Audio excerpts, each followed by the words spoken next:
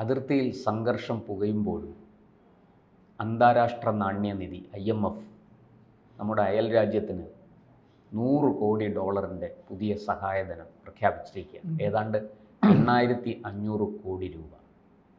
എന്തിനാണ് ഇപ്പോൾ ഇത്തരത്തിൽ വൻ കടക്കെണിയിൽ അകപ്പെട്ട് ആ രാഷ്ട്രം വലിയ പ്രതിസന്ധി അഭിമുഖീകരിക്കുകയാണ്?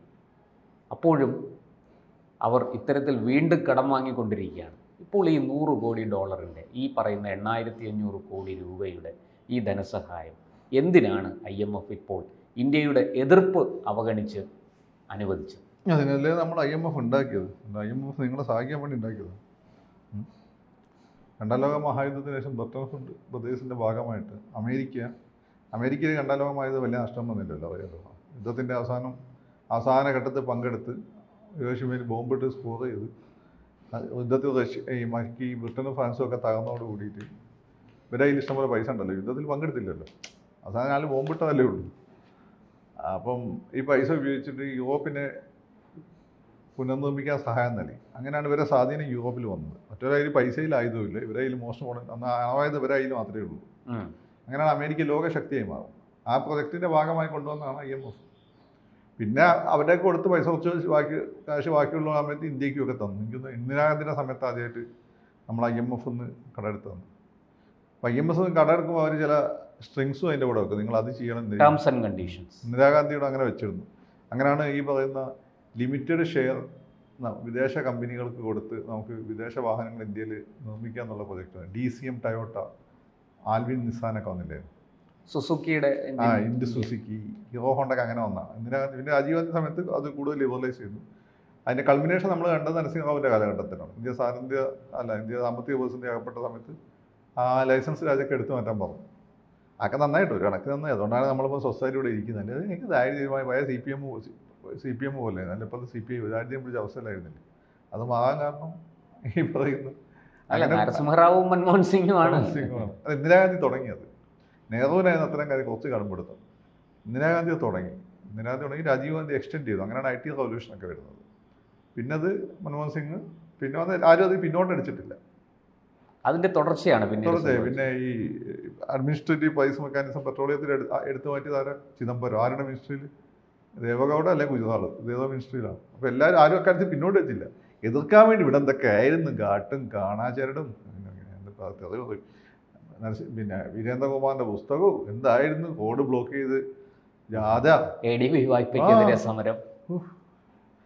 അതേ ആൾക്കാർ തന്നെ തദ്ദേശ സ്ഥാപനങ്ങളിൽ ADBയുടെ വായ്പ. എങ്ങനെയൊക്കെയാണ് ഞാൻ സത്യം റിയലിസ്റ്റിക് ആയത്. ഞാനിതൊക്കെ നമ്മളൊരു കോൺഗ്രസ് കുടുംബത്തെ വന്നതെങ്കിലും നമ്മൾ ഇവരെയൊക്കെ പറഞ്ഞത് സിൻസിയറാണെന്ന് വിചാരിച്ച് അതൊക്കെ വിശ്വസിച്ചിരുന്നു. അപ്പോൾ ഈ വീരേന്ദ്രകുമാറിൻ്റെ പുസ്തകം വായിച്ചാൽ നമ്മൾ വിശ്വസിച്ചു. പിന്നെ ഇന്ന് റിയാലിറ്റി ഇവർ അധികാരത്തിൽ വന്നപ്പോൾ ഇവർ കാണിച്ച കൊണ്ട് നമ്മൾ റിയലിസ്റ്റിക് ആയിരുന്നു. കോൺഗ്രസ് തന്നെ അതിൽ എത്രയോ ഭേദമൊന്നും നടപ്പിലാക്കുന്ന മൊത്തം കോൺഗ്രസിൻ്റെ പോളിസി അല്ലേ. പിന്നെ ഇത്രയും കാലം ചെയ്ത എന്താ, കേരളത്തിൻ്റെ വളർച്ച 50 വർഷം പിടിച്ചു വെച്ചു, 40 വർഷം പിടിച്ചു വെച്ചു. ഇപ്പോൾ പിണറായി എന്നുള്ള ഒറ്റ മനുഷ്യനാണോ അന്നുകൊണ്ടാണ് വല്ലതും നടക്കുന്നത്. അല്ലെങ്കിൽ ഇവന്മാരിപ്പോൾ ബംഗാളിൽ സംഭവിച്ചു, ഒരു മാറ്റം എടുത്തിട്ടില്ല. അപ്പോൾ നമ്മൾ പറഞ്ഞു വന്ന IMF. അപ്പം IMF ഉണ്ടാക്കിയത് IMF വേണമെങ്കിൽ മമ്മൂട്ടിൻ്റെ ഭാഷയിൽ പറഞ്ഞാൽ IMF പാകിസ്ഥാനോട് പറയും, എനിക്ക് പിറക്കാതെ പോയ ഉണ്ണിയാണല്ലോ നീ. കാരണം വെച്ചാൽ അമേരിക്കയും ബ്രിട്ടനും പറഞ്ഞ ഉണ്ണിയാണ് പാകിസ്ഥാൻ. അവരുടെ സാമാജിക താല്പര്യത്തിനും ഇന്ത്യ വിരുദ്ധമായി മതത്തിൻ്റെ പുറത്തൊരു സാധനം ഉണ്ടാക്കി വെച്ചതാണ്. എല്ലാ കാലത്തും ഇന്ത്യക്ക് തലവേദനയാക്കുക. അപ്പോൾ അതുകൊണ്ട് ട്രംപ് നമ്മളെ തോളിൽ കൈയിട്ട് ബാനസ് നമ്മളെ കുടുംബത്തിൽ കല്യാണം കഴിച്ചെന്നൊക്കെ വിചാരിച്ച് നിങ്ങൾ വിചാരിക്കേണ്ട. അമേരിക്ക നമ്മളെ കൂടാണ്, very good, let's go, bye ചലോ എന്നൊന്നും വിചാരിക്കേണ്ട, നടക്കുകയല്ല. അവരുടെ താല്പര്യത്തിന് വേണ്ടി ഉണ്ടാക്കിയ മുള്ളാണ് ഈ രാജ്യം. കാരണം അത് ക്രിസ്ത്യൻ രാജ്യമല്ല, മുസ്ലിം രാജ്യമാണ്. അപ്പോൾ വളരെ സേഫായിട്ട് കളിക്കുക. ഒരു ക്രിസ്ത്യൻ രാജ്യമാണ് അത്ര സേഫായി കളിക്കാൻ പറ്റുക. ഫിലിപ്പൈൻസിൽ വെച്ച് കളിക്കാൻ പറ്റില്ല, പക്ഷേ ഇത് വെച്ച് കളിക്കും. അതാണ് അവരുടെ ലക്ഷ്യം. അപ്പം ഇത് അമേരിക്ക നമ്മുടെ കൂടെ നിൽക്കുന്നു എന്ന് പറയുമ്പോൾ തന്നെ അമേരിക്ക എങ്ങനെയാണ് ത്രൈവ് ചെയ്യുന്നത്? അമേരിക്കയുടെ പ്രധാനപ്പെട്ട 2 ഇൻഡസ്ട്രി, ഒന്ന് ഹോളിവുഡാണ്. പക്ഷേ ഹോളിവുഡിന് ഇപ്പോൾ നല്ല ഇടി കിട്ടിക്കൊണ്ടിരിക്കുക. ലോകത്തെ ഈ വെബ് സീരീസൊക്കെ വന്നോട് കൂടിയിട്ട് ചൈന, ജപ്പാൻ, കൊറിയയൊക്കെ ഇന്ത്യയൊക്കെ ഭയങ്കര ഇടിച്ചിരിക്കുന്നത് ആ രംഗത്ത്. അവരുടെ ഏറ്റവും ഇപ്പോഴും അല്ലെങ്കിൽ സുപ്പീരിയർ ആയിട്ടുള്ളൊരു മേഖല ആയുധ കമ്പനികളാണ്. അപ്പോൾ ആംസ് ഇൻഡസ്ട്രിയാണ്. അപ്പോൾ അമേരിക്ക ഭരിക്കുന്ന തന്നെ ഒരു ഇൻഡസ്ട്രിയൽ മിലിറ്ററി കോംപ്ലക്സ് ആണ്. അവിടെ ആര് ഭരിച്ചാലും, ട്രംപ് അല്ല, ഒബാമ അല്ല, ആര് ഭരിച്ചാലും ഡീപ് സ്റ്റേറ്റ് എന്ന് പറയും, അവരുടെ താല്പര്യം അനുസരിച്ച്. അപ്പോൾ നമ്മളിവിടെ മണ്ടന്മാർ, അവർക്കിപ്പോൾ നമ്മൾ ഇന്ത്യയുടെ വിപണി അവർക്ക് ആവശ്യമുണ്ട്, അതുകൊണ്ട് നമ്മളോട് കുറച്ച് സ്നേഹം കാണിക്കും. പിന്നെ സോവിയറ്റ് റഷ്യ അപ്പുറത്ത് ഇല്ലാത്തതുകൊണ്ട് അവർ നമുക്കങ്ങനെ ഇപ്പോൾ അവരുമായിട്ട് അവർക്ക് ശത്രുതല്ല. അവർ നമ്മളെ സോവിയറ്റ് അലൈ ആയിട്ടും കരുതുന്നില്ല. പിന്നെ മോഡിയും അതുപോലെ തന്നെ വാജ്പേയിയൊക്കെ വന്ന സമയത്ത് അവർ പൊതുവേ ഒരു അമേരിക്കൻ പക്ഷപാതമുള്ള ആളുകളാണ്, റഷ്യനെ കാട്ടും. പക്ഷേ റഷ്യനോട്ട് കൈവിട്ട് അമേരിക്കയുടെ ഒരു മൃദു സമീപനമാണ്, ആ സംഘത്തിന് മുമ്പേയുള്ള സമീപനമാണ് ഈ നമ്മൾ. അപ്പോൾ അത് എസ്പെഷ്യലി ജോർജ് ഫെർണാണ്ടസൊക്കെ ആദ്യത്തെ പിന്നെ ജനതാ പാർട്ടിയുടെ നേതാവ് ഉണ്ടായിരുന്നല്ലോ, അയാളായിരുന്നല്ലോ വാജ്പേയി ഗവൺമെൻറ് പ്രതിരോധ അമേരിക്കയോട് താല്പര്യമുള്ള ആളായിരുന്നു.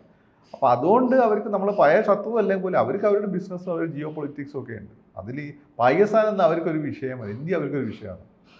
ഇന്ത്യയിൽ അവർക്ക് വേണം താനും, നമ്മുടെ ഈ വലിയ ഹ്യൂജ് മാർക്കറ്റ് അവർക്ക് വേണം.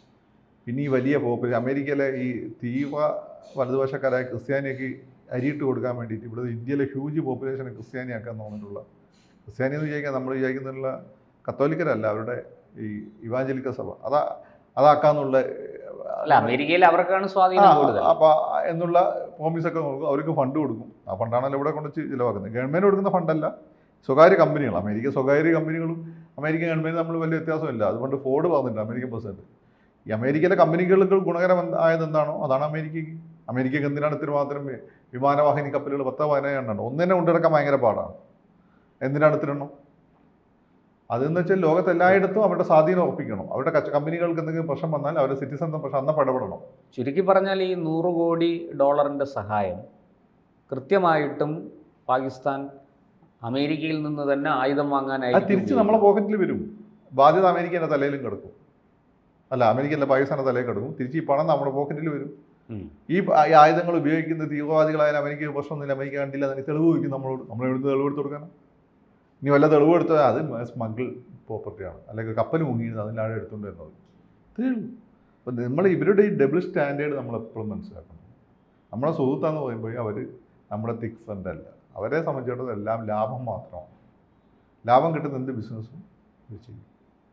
ഇപ്പം മോഡിയോട് ഇപ്പോൾ വലിയ താല്പര്യമൊന്നും മറ്റേ ഇയാൾ ട്രംപ് അത് കാണിക്കുന്നില്ല എന്നേ ഉള്ളൂ. മറ്റേ കക്ഷിക്ക് ഉണ്ടായിരുന്നില്ലല്ലേ, ബ്ലിങ്കനൊന്നും ബൈഡൻ ഉണ്ടായിരുന്നില്ല. എന്താ കാര്യം? ഇവർ വിചാരിച്ചു മോഡി വളരെ പെട്ടെന്ന് റിഫോംസ് നടപ്പിലാക്കും ബാങ്കിങ് സെക്ടറിലൊക്കെ. ഈ ബാങ്കിങ് സെക്ടറിൽ റിഫോംസ് നടപ്പിലാക്കാത്തതുകൊണ്ടാണ് ഇന്ത്യ സാമ്പത്തികമായി തകരാത്തത്. ഒരു തകർച്ച ഇന്ത്യനെ ബാധിക്കാത്തതുകൊണ്ടാണ്. അവർക്കാണെങ്കിൽ ഈ ബേസൽ 3 നോംസ് ഇവിടെ നടപ്പിലാക്കണം. മോഡി തന്നെ നടപ്പിലാക്കി. അവർ ഇൻഷുറൻസ് സെക്ടറിൽ ഇതൊന്നും മോഡി നടപ്പിലാക്കുന്നില്ല. മോഡി ഇടയ്ക്ക് ഹാർലി ഡേവിസൺ ബൈക്കിൻ്റെ തിരിവൊക്കെ ഇത്തിരി ആളുകൾ ഹാർലി ഡേവിസൺ ഉപയോഗിക്കുന്നു, അതൊക്കെ മോഡി ചെയ്തിട്ടുള്ളൂ. അതുകൊണ്ടാണ് ഇപ്പോൾ അവർക്ക് മോഡിനെ വലിയ കാര്യമില്ലാത്തത്. അപ്പോൾ അവരുടെ ഒരു താല്പര്യത്തിന് വേണ്ടിയിട്ടാണ്. അല്ലെങ്കിൽ ഇന്ത്യ ഇത്രയും കൃത്യമായി തെളിവ് കൊടുത്തിട്ടും മാത്രമല്ല, ലോകത്ത് ആരെന്ത് ബോംബിട്ടാലൊക്കെ അമേരിക്ക കാണുന്നത്. അവിടെ മിലിറ്ററി ഈ സാറ്റലൈറ്റുകൾ ഇതിൻ്റെയൊക്കെ മുകളിൽ കറങ്ങി കളിക്കുന്നുണ്ട്, എല്ലാം കാണുന്നുണ്ട്.